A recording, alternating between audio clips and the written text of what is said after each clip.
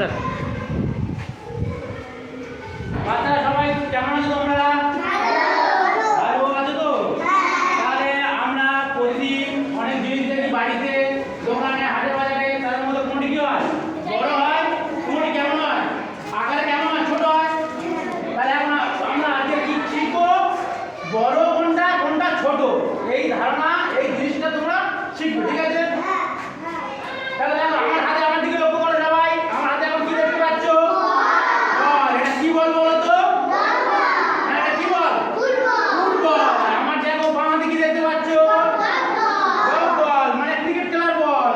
আচ্ছা বলো তো, এর মধ্যে আমার এই বলটা, ডান হাতের বলটা, বলটা বড় না বাম হাতের বলটা বড়? বাম হাতের বলটা বড়।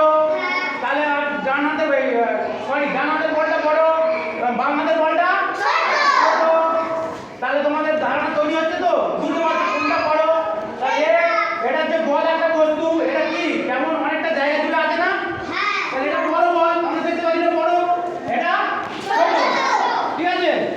এবং এরকম কয়েকটা জিনিসের নাম বলো, বড় জিনিসের নাম বলো তোমরা। আরে তোমরা বাড়িতে মুরগির ডিম খেয়েছো? তাহলে মুরগির ডিমের সাইজ কেমন? মুরগির ডিম খাও তো? খাও। আবার তোমরা কোনোদিন কি অন্যান্য কোনো প্রাণী বা পতঙ্গের ডিম দেখেছো?